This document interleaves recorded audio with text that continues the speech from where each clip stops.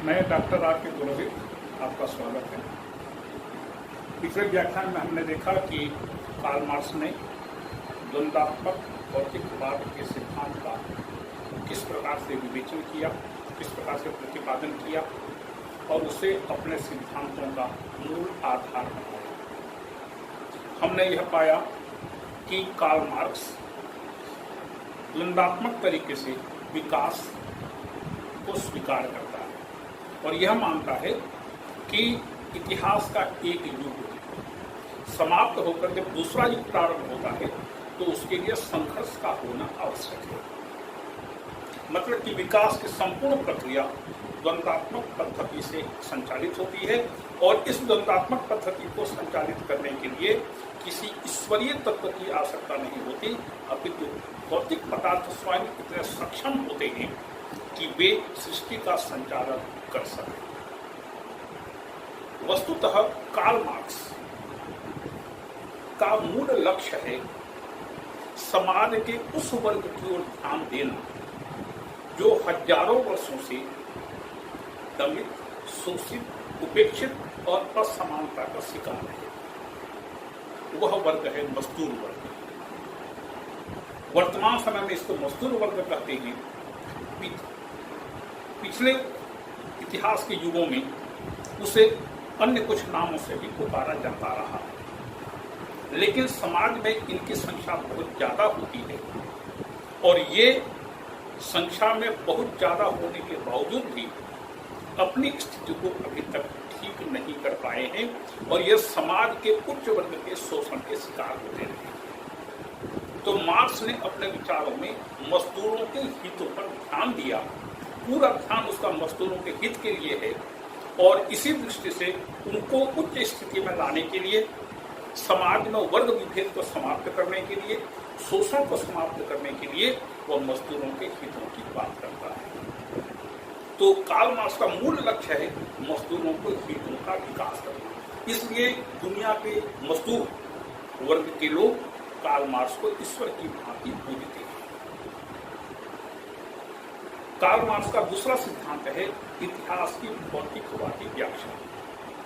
इसे इतिहास की आर्थिक व्याख्या भी कहा जाता है। कार्ल मार्क्स के मतानुसार इतिहास में जो भी परिवर्तन होते हैं, इन सभी परिवर्तनों का एकमात्र कारण आर्थिक है। आर्थिक तत्वों में जैसे बदलाव होता है, इतिहास में एक युग समाप्त हो जाता है, दूसरे युग का प्रारंभ हो जाता है। तो आर्थिक तत्व ही इतिहास में परिवर्तन के लिए एकमात्र उत्तरदायी हैं। इसलिए इस सिद्धांत को इतिहास की आर्थिक या भौतिकवादी व्याख्या कहा जाता है। भौतिकवादी व्याख्या इसलिए कहते हैं क्योंकि इतिहास में एक युग की समाप्ति और दूसरे युग को प्रारंभ करने के लिए किसी ईश्वरीय तत्व की आवश्यकता नहीं होती, अपितु भौतिक तत्व ही इतिहास में परिवर्तन लाते हैं। वैसे मार्क्स ने अपने पुस्तकों में इतिहास की भौतिकवादी व्याख्या का आर्थिक व्याख्या का ज्यादा विवेचन नहीं किया है। उसकी मृत्यु के बाद फ्रेडरिक एंजल्स ने मार्क्स के द्वारा बनाए गए नोट्स के आधार पर इतिहास की आर्थिक व्याख्या को प्रस्तुत किया। तो देखें कार्ल मार्क्स इतिहास के बारे में क्या कहता है। कार्ल मार्क्स कहता है कि मानव जीवन के संपूर्ण इतिहास को इन 6 भागों में बांटा जा सकता है। पहला है आदिम साम्यवादी, दूसरा है दास युग, तीसरा है सामंतवादी युग, चौथा है पूंजीवादी युग, पांचवा है सर्वहारा वर्ग की अधिनायकता का युग और छठवां है साम्यवाद। यह साम्यवादी है। तो वह संपूर्ण मानव जीवन के इतिहास को इन 6 भागों में बांटता है। देखें सबसे पहले आदिम साम्यवादी। आदिम साम्यवादी युग मतलब प्राकृतिक अवस्था, जहां पर सर्वत्र समानता का साम्राज्य था। कोई छोटा बड़ा नहीं था, कोई ऊंच नहीं था, किसी की व्यक्तिगत संपत्ति नहीं थी। व्यक्ति आखेट के द्वारा जीवन यापन करता था। कपड़े के नाम पर वह वृक्ष के छाल पहनता था। किसी प्रकार की असमानता नहीं थी। व्यक्ति का जीवन सुखमय था। यह है आदिम साम्यवादी। इसके बाद दूसरा आता है दास युग। समय बढ़ता गया, सभ्यता कला संस्कृति का विकास हुआ, व्यक्ति में कुछ चेतना आई, एक व्यक्ति ने एक स्थान को घेर लिया, कहा ये मेरा है, दूसरे व्यक्ति ने दूसरे स्थान को घेर लिया। इस प्रकार से व्यक्तिगत संपत्ति की भावना है। जो शक्तिशाली व्यक्ति थे, उन शक्तिशाली व्यक्तियों ने कमजोर व्यक्तियों से काम लेना शुरू किया, और जब उन्होंने कमजोर व्यक्तियों से काम लेना शुरू किया, शक्ति के बल पर डरा धमका करके, तब दास युग का प्रारंभ हुआ। इस दास युग में व्यक्ति खेती किसानी करने लगा, बिल्कुल प्राचीन तरीके से खेती किसानी करता था। वह कमजोर लोगों से जबरदस्ती काम लेता था, उनको दासों के समान उनके साथ व्यवहार करता था, उनको खरीदा बेचा जाता था, उनकी नीलामी होती थी। इस प्रकार से समाज का निर्माण हुआ और समाज दो भागों में बंट गया। जब मजदूरों ने, जब उन दासों ने इस प्रकार के शोषण का विरोध किया, तो इन स्वामी वर्ग के लोगों ने अपने हित में, अपने हितों की रक्षा के लिए राज्य का निर्माण किया, समाज का निर्माण किया, कानून बनाए। क्योंकि शासन पर अपना इनका अधिकार था, इसलिए स्वामियों ने दासों के शोषण को निर्बाध बनाने के लिए सभी प्रकार के प्रयास किए, और इनका शोषण, मजदूरों का शोषण, दासों का शोषण निर्बाध जारी रहा।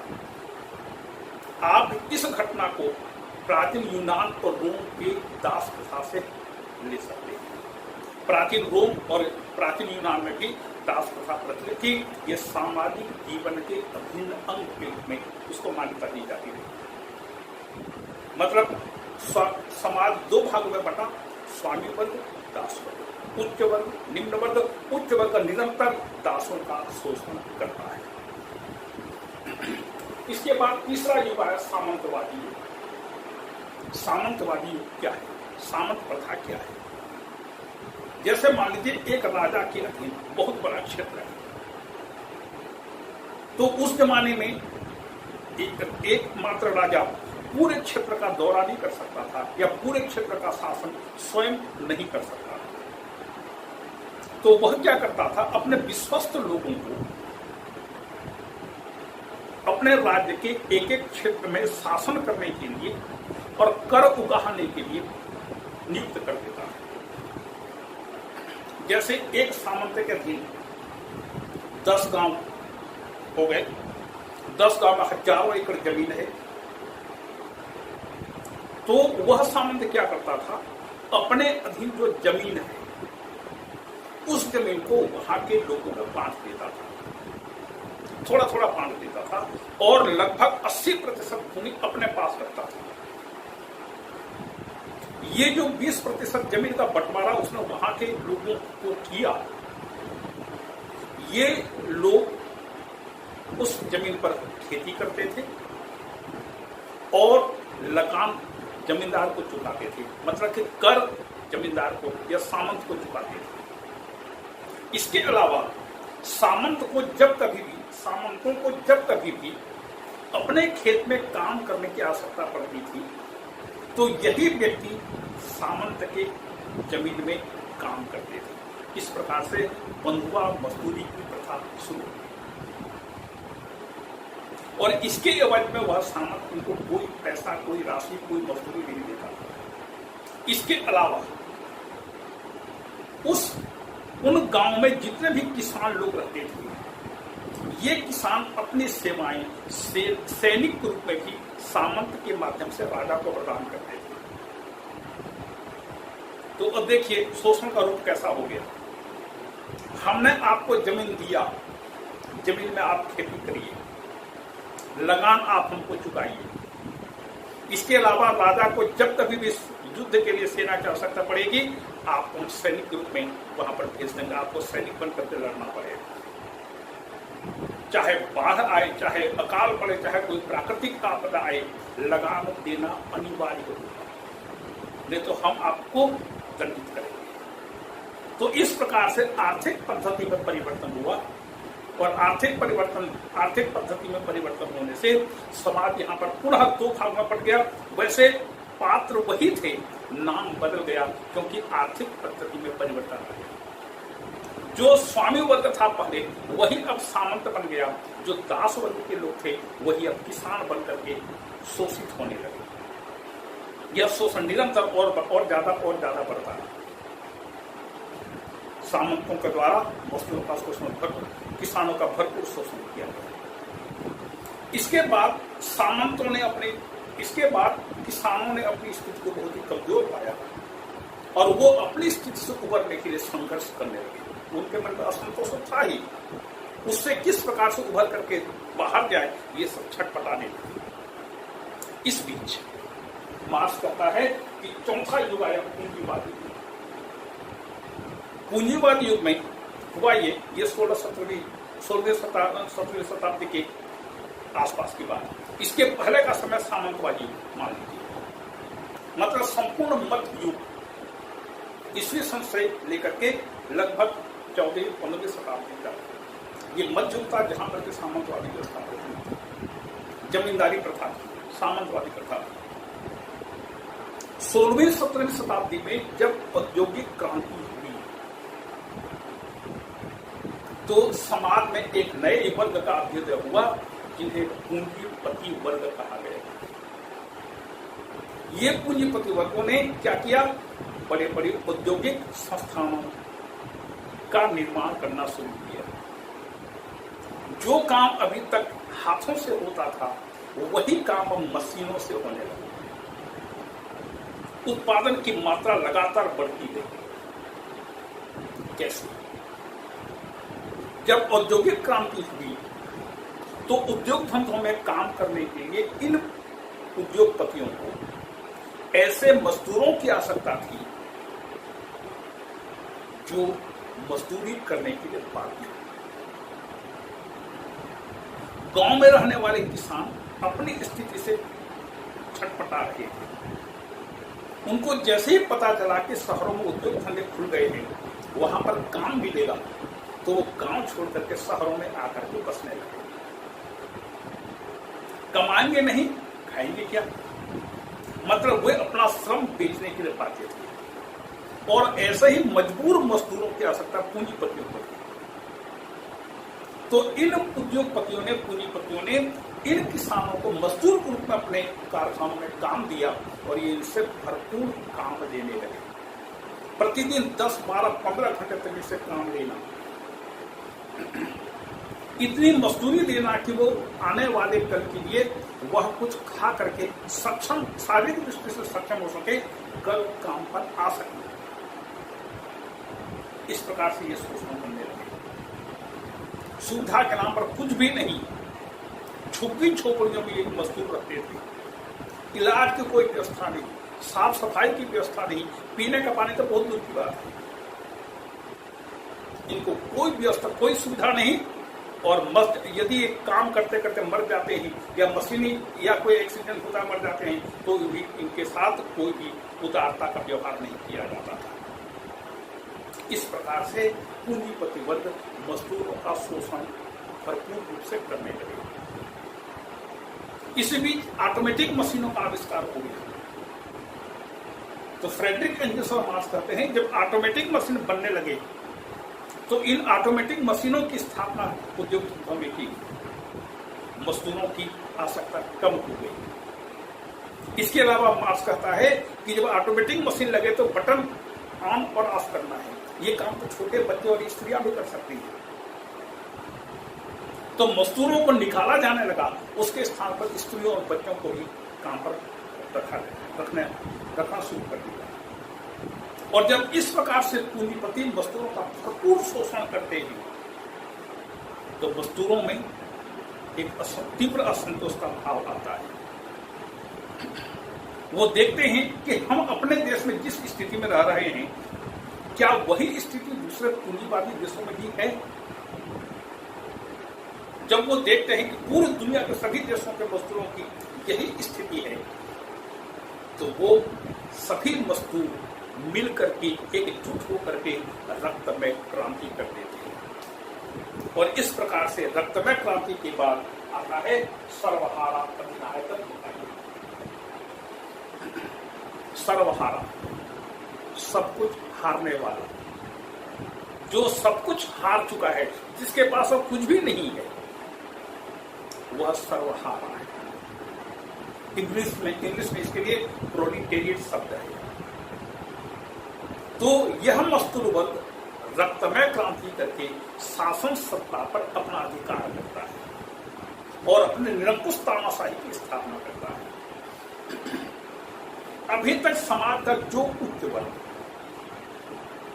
स्वामी वर्ग, सामंत वर्ग, पूंजीपति वर्ग, अभी तक समाज का यह जो उच्च वर्ग है, इसने शासन शक्ति को अपने पक्ष में लेकर के मजदूरों का, किसानों का, दासों का भरपूर शोषण किया करता था।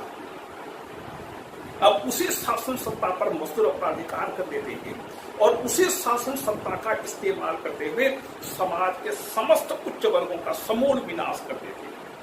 रक्त की नदियां बहा कर पूरे राष्ट्र में, पूरे देश में एक भी पूंजीपति, एक भी उच्च वर्ग का व्यक्ति बचता नहीं है। सबको जड़ मूल समेत खत्म कर देते हैं। तानाशाही का शासन, कठोर शासन, और इस प्रकार से सर्वहारा अधिनायकता का युग होता है। यह पद्धति लोकतांत्रिक नहीं होती, तानाशाही की प्रवृत्ति है। और इसका मुख्य उद्देश्य है, जिस क्रांति को करके इन्होंने अपने हाथ में शासन सत्ता को प्राप्त किया है, उस शासन सत्ता को बनाए रखा गया है। और इस दृष्टि से तानाशाही व्यवस्था की स्थापना करके ये समाज के उच्च वर्ग के लोगों को समाप्त करने का कार्य करते हैं। इसके बाद आता है छठवां, साम्यवादी। जब पूरे समाज में एक ही वर्ग बच जाता है, मजदूर वर्ग।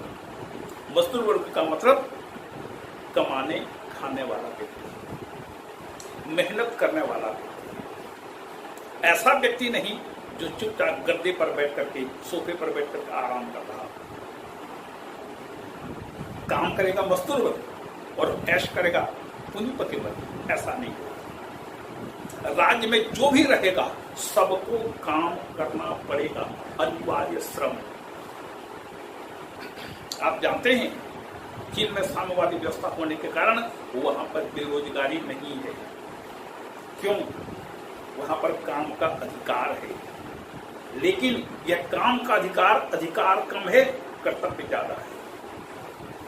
तो चीन में जो भी व्यक्ति पढ़ाई लिखाई कर लेता है, वह शासन से कर्तव्य की मांग करता है, काम की मांग करता है। वह कहता है आप हमें कर्तव्य बताइए। तो यह संभव नहीं है। मान लीजिए किसी एक वर्ष में 10,000 डॉक्टर्स बनकर तैयार होते हैं, तो प्रति वर्ष 10,000 डॉक्टर्स के पद रिक्त होंगे, आवश्यक नहीं है। तो सरकार क्या करेगी? उन्हें काम देगी। कौन सा काम? शारीरिक श्रम का काम देगी, और आपको करना पड़ेगा। यदि आप शारीरिक दृष्टि से, मानसिक दृष्टि से सक्षम हैं, आपको मजदूरी, आपको काम करना पड़ेगा, नहीं तो भोजन नहीं मिलेगा। और हम भारत की स्थिति क्या है? हमने बीए कर लिया, एमए कर लिया, मजदूरी नहीं कर सकते, क्योंकि हमारी मानसिकता बीए एमए करने के बाद एक दूसरे प्रकार की हो जाती है और हम बढ़िया से बढ़िया सरकारी नौकरी चाहते हैं। चीन में कोई बेरोजगार नहीं। इसके पहले जहां कहीं साम्यवादी व्यवस्थाओं की स्थापना हुई, कोई बेरोजगारी नहीं होती थी। सब हाथ को काम सरकार देती थी। कुछ नहीं तो चलो यहाँ पर गड्ढा खोदो, इस जगह की सफाई करो, काम भी तो है। मजदूरी करोगे, मजदूरी मिलेगी। तो समाज में साम्यवादी समाज में जब सर्वहारा वर्ग की अधिनायकता की स्थापना हो जाती है, पूरे समाज में एक ही वर्ग बच जाता है। और जब एक ही वर्ग बच जाता है तो वह होता है वर्गहीन समाज, क्लासलेस सोसाइटी। मार्क्स राज्य को स्वीकार नहीं करता, इसके बाद और आगे कहता है जब समाज में एक ही वर्ग बचेगा तब वह वर्गहीन समाज हो जाएगा। इसके बाद समाज में कोई उच्च नीच नहीं होगा, कोई छोटा बड़ा नहीं होगा, किसी का शोषण नहीं होगा, कोई शोषित नहीं होगा। सब कोई काम करेंगे, अपना अपना सब कोई काम करेंगे। और जब सब कोई अपना अपना काम करेंगे तो फिर कानून की आवश्यकता नहीं रह जाएगी, पुलिस जेल न्यायालय की आवश्यकता नहीं रहेगी, और परिणाम स्वरूप राज्य की आवश्यकता भी नहीं रह जाएगी। राज्य फूल की भांति अपने आप कुंभला जाएगा, अपने आप कुंभला जाएगा, राज्य खत्म हो जाएगा। The state will विदर away. तो जब राज्य समाप्त हो जाएगा तब वह स्थिति होगी राज्यहीन समाज। साम्यवाद का आदर्श है राज्यविहीन वर्गविहीन समाज। ये है कार्ल मार्क्स के द्वारा प्रतिपादित इतिहास की आर्थिक व्याख्या और उसके 6 युग। अब इसकी आलोचना थोड़ी देर बात करेंगे। पहले जो यह चित्र बना हुआ है, इस चित्र की ओर आप अपना ध्यान दीजिए। इस चित्र के माध्यम से द्वंद्वात्मक भौतिकवाद और इतिहास की भौतिकवादी व्याख्या, इन दोनों को आप अच्छी तरह से समझ सकते हैं। और जो कोई शंका अभी तक रही होगी आपके मन में, उन सभी शंकाओं का भी समाधान हो जाएगा। यह चित्र मैंने बनाया है, यह आपको संभवतः किसी पुस्तक में न मिले। इसमें कुछ नहीं है, केवल वाद प्रतिवाद संवाद, ये त्रैत है। वाद है किसी चीज का पक्ष, प्रतिवाद उसका विरोध, दोनों के बीच संघर्ष, संघर्ष के परिणाम स्वरूप समन्वय, समन्वय को संवाद कहा जाता है। यह संवाद आगे चल करके फिर से वाद में परिवर्तित हो जाता है। वाद है तो प्रतिवाद होगा, वाद प्रतिवाद है तो संघर्ष होगा, फिर से संवाद की प्राप्ति होगी, संवाद आगे चल करके फिर से वाद में परिवर्तित हो जाएगा। यह क्रम निरंतर चलते रहता है। इस चित्र में भी देखिए, वाद प्रतिवाद, इन दोनों के बीच संघर्ष हुआ, संवाद की प्राप्ति हुई, संवाद आगे चल करके फिर से वाद में परिवर्तित हो जाता है। वाद है तो प्रतिवाद होगा, वाद प्रतिवाद है, संघर्ष होंगे, संघर्ष के परिणाम स्वरूप फिर से संवाद की स्थापना होगी, संवाद आगे चल करके फिर से वाद में परिवर्तित हो जाएगा, वाद हुआ, और वाद के बाद प्रतिवाद। यह संघर्ष, यह त्रैत निरंतर आगे बढ़ते रहता है। पेचकस की गरानियों की भांति घुमावदार चक्करदार वाद प्रतिवाद और संवाद के प्रयोग से यह हमेशा आगे बढ़ते रहता है। इस चित्र के माध्यम से इतिहास की भौतिकवादी व्याख्या को द्वंद्वात्मकता का तरीके से समझाया गया है। कैसे देखिए, सबसे पहले आदिम साम्यवादी युग है। ये आदिम साम्यवाद, आदिम साम्यवादी युग में वहां पर जो लोग थे वे निरंतर प्रकृति से संघर्ष करते रहते थे, क्योंकि उनको कोई मालूम नहीं था, कोई ज्ञान नहीं था। तो एक तरफ हुआ प्रकृति, दूसरी तरफ हुआ वहां के लोग, आम जनता। ये प्रकृतिवाद हुई और प्रतिवाद हुआ पुरुष, वहां का समाज, वहां के लोग। इन दोनों के बीच संघर्ष के परिणाम स्वरूप संवाद हुआ और संवाद के रूप में दास युग की स्थापना हुई। दास युग में पूरा समाज दो भागों में बन जाता है। एक तरफ स्वामी वर्ग, दूसरी तरफ दास वर्ग। स्वामी वर्ग शासन राज्य की स्थापना करता है, कानूनों का निर्माण करता है, शासन की स्थापना करता है, और उसी शासन शक्ति के माध्यम से दासों का भरपूर शोषण करता है। दासों का भरपूर शोषण, कोई रोक टोक नहीं, कोई कानून नहीं दासों के पक्ष में। आप जितना अत्याचार कर सकते हैं सब वैध है, क्योंकि कानून वे अपने हित में बनाते हैं। इस प्रकार से स्वामी और दासों के बीच संघर्ष होता है। इस संघर्ष के परिणाम स्वरूप संवाद की प्राप्ति होती है, वह सामंतवादी युग। सामंतवादी युग में पूरा समाज दो भागों में बढ़ जाता है, एक सामंत वर्ग, दूसरा किसान। सामंत सामंतों को बाद में रखा गया है और किसानों को प्रतिवाद। दोनों के हित एक दूसरे से टकराते हैं। तो सामंतों ने भरपूर रूप से किसानों का शोषण किया और इस शोषण के विरुद्ध समाज में प्रतिक्रिया हुई और इन दोनों के संघर्ष के परिणाम स्वरूप संवाद के रूप में पूंजीवादी युग आया। पूंजीवादी युग में पूरा समाज दो भागों में बंट जाता है, पूंजीपति वर्ग, मजदूर वर्ग। और इस प्रकार से पूंजीपति वर्ग मजदूरों का भरपूर शोषण करता है, क्योंकि शासन पर इनका एकाधिकार होता है। पूंजी का संपत्ति का इतना ज्यादा महत्व होता है, इतना ज्यादा जोर होता है कि कोई भी शासन पूंजीपतियों के हितों के विरुद्ध काम नहीं कर सकते। आप सोचते हैं कि अमेरिका का शासन जो बाइडेन चलाता है, नहीं, वहां के पूंजीपति ही शासन की दिशा का निर्धारण करते हैं। प्रत्येक मामले में पूंजीपतियों के हितों की रक्षा वहां का प्रत्येक प्रशासक करता है, राष्ट्रपति करता है। क्यों?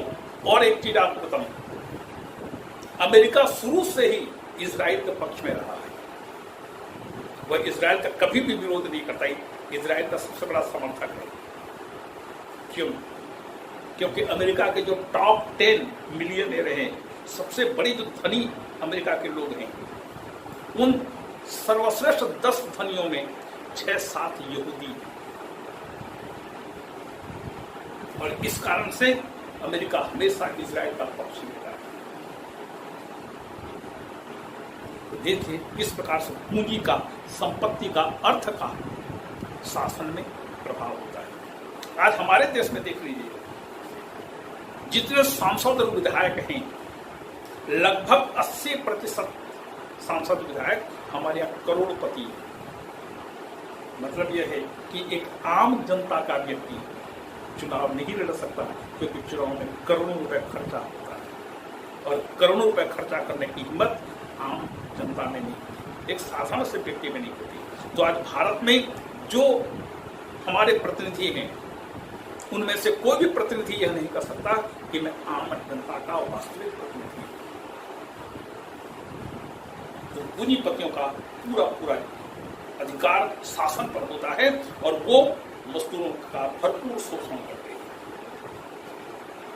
स्त्रियों और बच्चों को शासन में, स्त्रियों और बच्चों को कारखाना में काम करने के कारण पुरुष मजदूरों में मजदूरी, बेरोजगारी लगातार बढ़ते जाती है। और जब वो देखते हैं कि पूरी दुनिया के मजदूरों की स्थिति यही है, ऐसा ही है, तो मजदूर वर्ग रक्त में क्रांति कर देता है। हड़ताल नहीं करते, प्रदर्शन नहीं करते। हड़ताल प्रदर्शन करेंगे तो क्या होगा? काम बंद, मतलब इनको कोई मजदूरी नहीं मिलेगी। मजदूरी नहीं मिलेगी तो भूखे मरेंगे, फिर क्या करेंगे? आर या पार की लड़ाई, रक्तमय क्रांति करते हैं। मार्क्स कहता है रक्तमय क्रांति करो। जब तक रक्तमय क्रांति नहीं करोगे तब तक तुम्हारा भला नहीं होगा, तुम्हारे हाथ में सत्ता नहीं आएगी। और पूंजीपति वर्ग का सबसे बड़ा लोभ अपनी संपत्ति, सबसे बड़ा आकर्षण, उनकी प्रवृत्ति सबसे अधिक उनकी संपत्ति पर होगी, तो वो संपत्ति नहीं छोड़ेंगे। मैं क्या बोलता है कि व्यक्ति अपने पिता के हत्यारे को भूल सकता है, लेकिन अपनी पैतृक संपत्ति का हरण करने वाले को नहीं भूल सकता। तो ये पूंजीपति अपनी संपत्ति को छोड़ेंगे नहीं, तो कैसे इनसे छुड़ाओगे? रक्तमय क्रांति करो और खून की नदियां बहा दो। समाज के जितने भी पूंजीपति वर्ग के लोग हैं, जितने भी उच्च वर्ग के लोग हैं, सबका विनाश, समूल विनाश करो। और इस प्रकार से सर्वहारा वर्ग के न्यायता की स्थापना होती है। पूंजीपति वर्ग, वाद, प्रतिवाद, मजदूर वर्ग, दोनों के लिए संघर्ष, और इस संघर्ष के परिणाम स्वरूप सर्वहारा वर्ग के अधिनायकता की स्थापना होती है।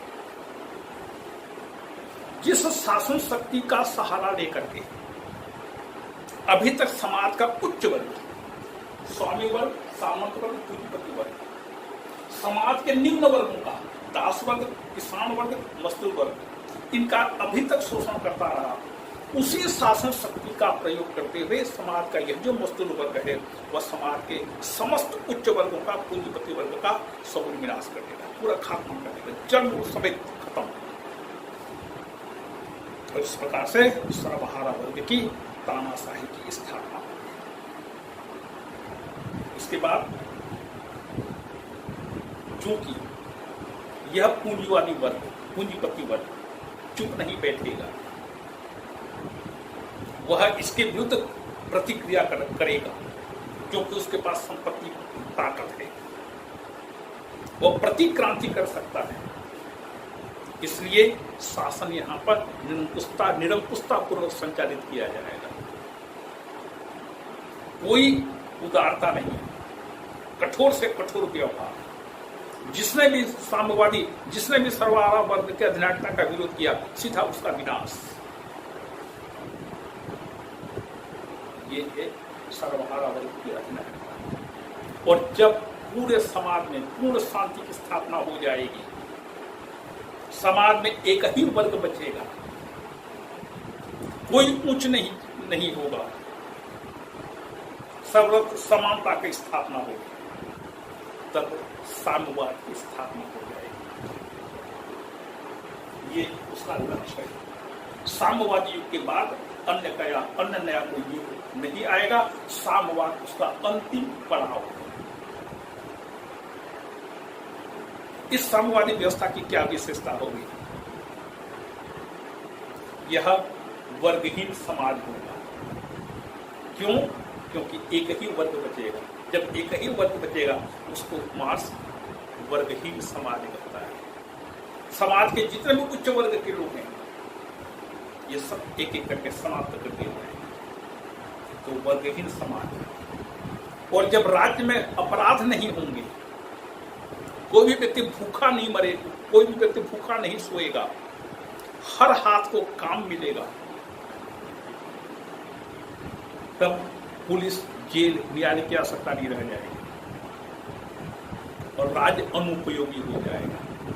और जब अनुपयोगी हो जाएगा, फ्रेडरिक एंजल्स बोलता है कि राज्य फूल की पंखुड़ियों की भांति कुंभला जाएगा, खत्म हो जाएगा, राज्य अपने आप समाप्त हो जाएगा। और तब वही स्थिति होगी राज्यहीन समाज। तो साम्यवाद का मतलब है वर्गहीन, राज्यहीन समाज। वर्ग भी नहीं होंगे, राज्य भी नहीं होगा। और उस साम्यवाद का मूल आधार होगा योग्यतानुसार कार्य और आवश्यकतानुसार वस्तु की प्राप्ति। From each according to his ability to each according to his needs. इसका मतलब प्रत्येक व्यक्ति अपनी योग्यतानुसार काम करेगा, उसमें जितनी क्षमता है, जितनी दक्षता है, उसके अनुसार काम करेगा। लेकिन वेतन कितना पाएगा? अपनी आवश्यकता के अनुसार। उसको जितनी आवश्यकता है, मान लीजिए कोई एक इंजीनियर है, उसके परिवार में 2 या 3 लोग हैं, तो उसको लाखों रुपए वेतन नहीं मिलेगा। परिवार का संचालन जितने से हो जाए उतना मिलेगा। लेकिन एक मजदूर है, उसके परिवार में लोगों की संख्या ज्यादा है, तो उसको उतना वेतन मिलेगा जितने से वह अपने परिवार का अच्छी तरह से पालन पोषण कर सके। तो इसी को मार्क्स करता है साम्यवाद का आदर्श होगा योग्यतानुसार कार्य और आवश्यकतानुसार वस्तुओं की प्राप्ति, स्टेटलेस, क्लासलेस सोसाइटी। यह जो राज्यहीन समाज की चर्चा आपसे हो रही है, इस राज्यहीनता के बारे में इसके पहले किसने प्रतिपादन किया था? प्लेटो ने किया। प्लेटो का आदर्श राज्य कानून विहीन राज्य होगा। वह राज्यहीनता की बात नहीं करता, लेकिन हमारे राज्य में कानून नहीं होने की बोलता है। यह है वाद प्रतिवाद संवाद के माध्यम से इतिहास की भौतिकवादी व्याख्या या आर्थिक व्याख्या की विविधता। अब थोड़ा सा आलोचना से सब बातें स्पष्ट हो जाए। देखें, सबसे पहले आलोचना है एकांगी। मार्क्स की यह जो इतिहास की भौतिकवादी आर्थिक व्याख्या है, एकांगी है। मार्क्स के मतानुसार इतिहास में परिवर्तन का एकमात्र कारण अर्थ है और कोई दूसरा नहीं। आलोचक कहते हैं इतिहास में परिवर्तन अनेक कारणों से होते हैं। इन अनेक कारणों में एक कारण आर्थिक हो सकता है, लेकिन एकमात्र कारण आर्थिक नहीं हो सकता। क्यों? क्योंकि इतिहास में परिवर्तन वैयक्तिक महत्वाकांक्षा से भी होता है। कैसे? सिकंदर अपनी युवावस्था में जब विश्व विजय के लिए निकला तो क्या उसके मन में यह भावना थी कि मैं पूरी दुनिया के संपत्ति को अपने बैग में ले आऊंगा और उसी पर सोऊंगा? नहीं। सिकंदर का विश्व विजय अभियान उसके वैयक्तिक महत्वाकांक्षा का परिणाम था। उसके पीछे कोई आर्थिक लोभ नहीं था। फिर लोभ भी होता है। अंग्रेजों ने भारत के साथ जो व्यापार करने के लिए ईस्ट इंडिया कंपनी बनाया, क्या था उसके पीछे? लोभ का भाव था। इसी लोभ के भाव ने पूरे भारत के इतिहास को बदल डाला। फिर शक्ति प्राप्त करने के लिए स्टालिन ने जो 29 साल तक सोवियत संघ का शासन किया, वे आर्थिक लोभ था? नहीं। अधिक से अधिक शक्ति प्राप्त करना उसकी महत्वाकांक्षा थी। और सोचिए कि स्टालिन ने इसी शक्ति को प्राप्त करने का आकांक्षा के चलते सोवियत संघ को दुनिया की एक महाशक्ति बना दिया। जो सोवियत संघ या रूस पहले दुनिया का सबसे पिछड़ा राष्ट्र माना जाता था, 25 साल के अवधि में स्टालिन ने तानाशाही स्थापित करके दुनिया की महाशक्ति को स्थापित कर दिया। उसके पीछे कोई आर्थिक लाभ नहीं था, शक्ति प्राप्त करने की महत्वाकांक्षा थी। इस प्रकार से धर्म के आधार पर भी दुनिया में इतिहास परिवर्तन होते हैं, विचारधारा के आधार पर भी परिवर्तन होते हैं।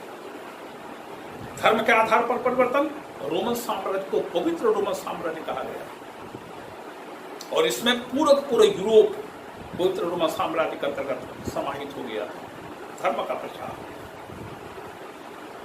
इसी प्रकार से विचारधारा भी राज्यों को परिवर्तित करते हैं। जैसे लॉक ने सामाजिक समझौता सिद्धांत का प्रतिपादन किया, उसमें उसने सीमित राजतंत्र की बात कही। और देखिए सोवियत इंग्लैंड में सीमित राजतंत्र की स्थापना हो गई। सम्राट को ऐसा बना दिया गया कि वह नाम मात्र का शासक बनकर रह गया। रूसों ने जिस समझौता सिद्धांत का प्रतिपादन किया था, रूसों की मृत्यु के 11 साल के बाद जब फ्रांस में क्रांति हुई तो रूसों द्वारा प्रतिपादित सिद्धांतों को फ्रांस के क्रांतिकारियों ने आदर्श बनाया था। तो विचारधारा भी राष्ट्रों को परिवर्तित करते हैं, इतिहास में परिवर्तन लाते हैं। महात्मा गांधी का जो सत्य और अहिंसा की विचारधारा है, इस विचारधारा के कारण हमने देखिए इंग्लैंड से युद्ध किया, इंग्लैंड से संघर्ष किया और आखिरकार हमको आजादी मिली। तो इतिहास में परिवर्तन के अनेक कारण होते हैं, आर्थिक एकमात्र कारण नहीं। अब देखें दूसरा, संयोग की उपेक्षा। इतिहास में परिवर्तन संयोग से भी होते हैं। यह तो संयोग था कि न्यूटन ने सेब के फल को पेड़ से नीचे गिरते देखा और उसने गुरुत्वाकर्षण के सिद्धांत का प्रतिपादन कर दिया। यह तो संयोग था कि गौतम बुद्ध को रास्ते में आते जाते बीमार व्यक्ति मिला, मृत व्यक्ति मिला, वृद्ध व्यक्ति मिला और उन्होंने संन्यास ले लिया, सत्य की खोज में निकल पड़े। इसी प्रकार से यह तो संयोग था कि नेपोलियन के जन्म के 1 साल पहले, नेपोलियन जहां पर जन्म लिया था, जिस जगह पर, उस जगह को जेनेवा ने फ्रांस को दे दिया था। इस प्रकार से नेपोलियन फ्रांस का एक नागरिक बना और आगे चल करके फ्रांस का एक शक्तिशाली शासक बना। यदि जेनेवा ने नेपोलियन की मातृभूमि को फ्रांस को नहीं दिया होता तो क्या नेपोलियन फ्रांस का शासक बन सकता था? नहीं बन सकता। इस प्रकार से इतिहास में संयोग से भी परिवर्तन होते हैं, केवल आर्थिक कारणों से परिवर्तन होते हैं करना अनुचित है, अति संयोग। इसके बाद परिवर्तन में असमानता। आलोचक कहते हैं कि यदि परिवर्तन होता है इतिहास में तो पूरी दुनिया में एक समान परिवर्तन होना चाहिए। इस परिवर्तन में असमानता क्यों है? जब यूरोप में औद्योगिक क्रांति हुई तो पूरी दुनिया में औद्योगिक क्रांति होनी चाहिए था। अफ्रीका में तो अभी थोड़े समय के पहले ही औद्योगिक क्रांति हुई है। इसके पहले तो वहां पर पूरी पुरातन व्यवस्था थी। यही स्थिति आप रूस के बारे में भी कह सकते हैं।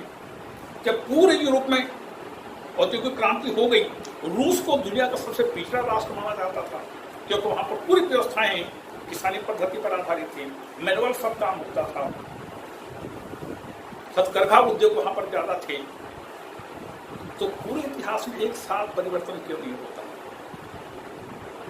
यदि दास प्रथा के बारे में मार्क्स कहता है तो दास प्रथा भारत में थी क्या? भारत में तो नहीं थी दास प्रथा। अमेरिका का तो उसमें जन्म ही नहीं हुआ था कहना चाहिए। तो दास प्रथा पूरी दुनिया में क्यों नहीं हुई? सामंतवादी व्यवस्था 1917 तक रूस में क्यों थी? एक समान परिवर्तन होना चाहिए। तो यह मार्क्स की अनुचित बातें हैं, गलत रूप से उसने तथ्यों को तोड़ मरोड़ करके पेश किया। और आखिरी आलोचना है पूर्वाग्रह। पूर्वाग्रह वह पूर्वाग्रह ही था। मेयो कहता है, लॉर्ड मेयो कहता है, कार्ल मार्क्स पूंजीवाद की समाप्ति के लिए एकनिष्ठ था, प्रतिबद्ध था। किसी भी हालत में पूंजीवाद को समाप्त करना उसका एकमात्र लक्ष्य था। गौर करिए कि जिस पूंजीवाद ने उसको अंतिम शरण दिया, उसी पूंजीवाद को उसने समाप्त करने के लिए अपने पूरे जीवन को खपा दिया। तो कार्ल मार्क्स के सिद्धांतों में सच्चाई नहीं है, वो पूंजीवाद की समाप्ति के लिए दृढ़ प्रतिज्ञ था, और उसने पूंजीवाद का समाप्त किस तरीके से किया जा सकता है, इसी उद्देश्य से उसने अपने सिद्धांतों का प्रतिपादन किया। ये है इतिहास की औद्योगिकवादी या आर्थिक व्याख्या की आलोचना। निष्कर्ष रूप में कर सकते हैं कि कार्ल मार्क्स का यह सिद्धांत आज के समय में पूरी तरह से असत्य साबित हो चुका है। इस प्रकार से साम्यवाद के बाद देखिए, जैसे सोवियत संघ में भी साम्यवादी क्रांति हुई, साम्यवादी क्रांति के बाद सर्वहारा अधिनायकता की स्थापना हुई, लेकिन सर्वहारा अधिनायकता के बाद साम्यवाद की स्थापना होनी चाहिए थी। साम्यवाद की स्थापना नहीं हुई, अपितु सोवियत संघ का साम्राज्य पूरा खत्म हो गया और साम्यवाद भी पूरी तरह से खत्म हो गया। तो जो सिद्धांत कार्ल मार्क्स ने प्रतिपादित किए थे उस जमाने में, आज के समय में पूरी तरह से असत्य साबित हो चुके हैं।